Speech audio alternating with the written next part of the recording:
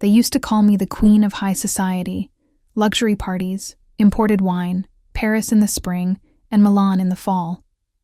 But when the money vanished, so did the people, all except him, the man I thought I kept. Turned out to be the one keeping me. My name is Lara.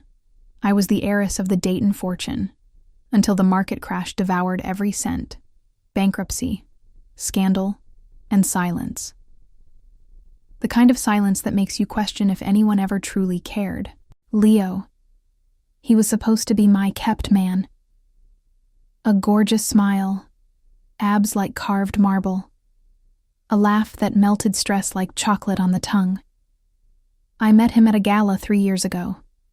A bartender with no ambition but plenty of charm.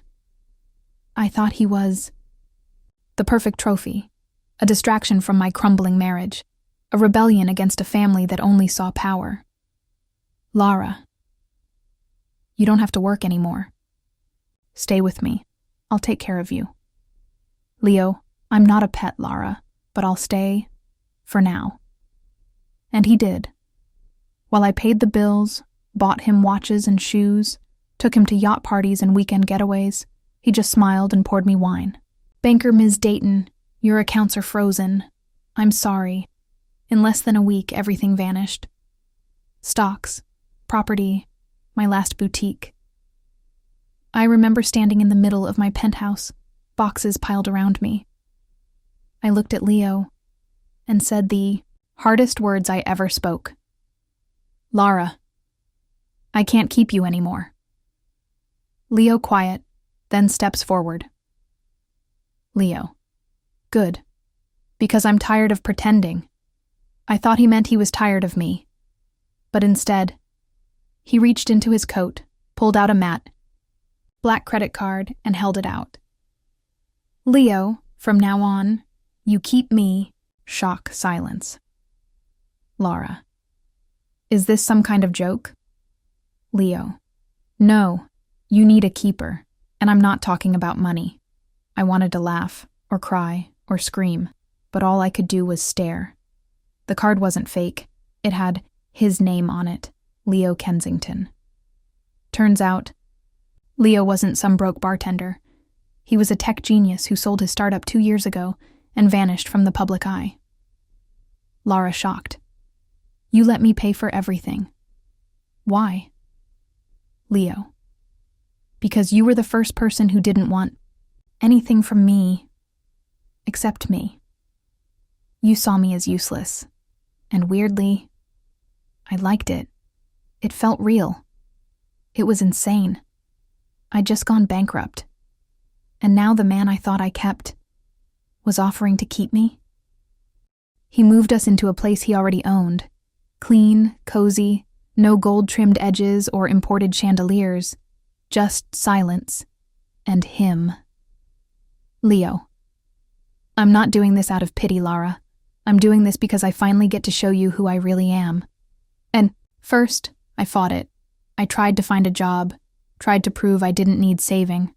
But pride doesn't pay rent. And every time I stumbled, Leo was there. Leo, laughing. Come on. Let's get tacos. On me. It wasn't the black card I grew to depend on. It was the man behind it. Lara. Why me? There are hundreds of women who would have jumped at the chance to be with you. Leo. Yeah, but they didn't throw shoes at me when I forgot your latte order.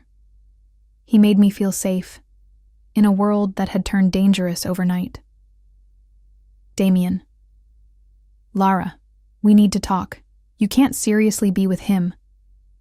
Damien, my ex, came crawling back, suddenly concerned now that the media was buzzing about tech tycoon Leo Kensington's secret partner. Funny how fast they come running when they smell money again. Lara, coldly. Go back to your heiress girlfriend, Damien. I'm not your PR rehab. That night, Leo didn't say a word. He just poured me tea, handed me a blanket, and sat beside me until I fell asleep. Lara, teasing. So, Mr. Billionaire, is this your new hobby? Feeding the poor? Leo. Nope, just the one. Narrator.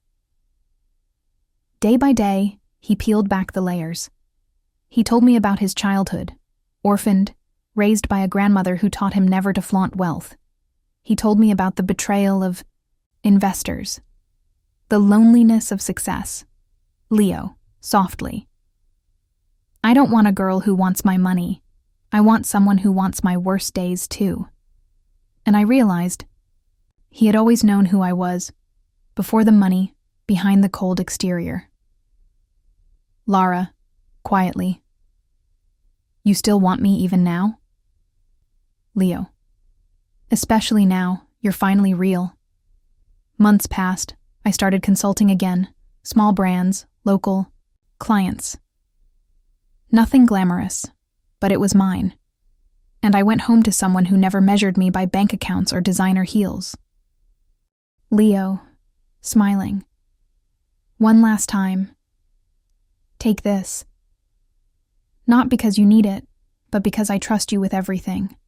And this time, I took it. Not because I needed keeping, but because we were keeping each other.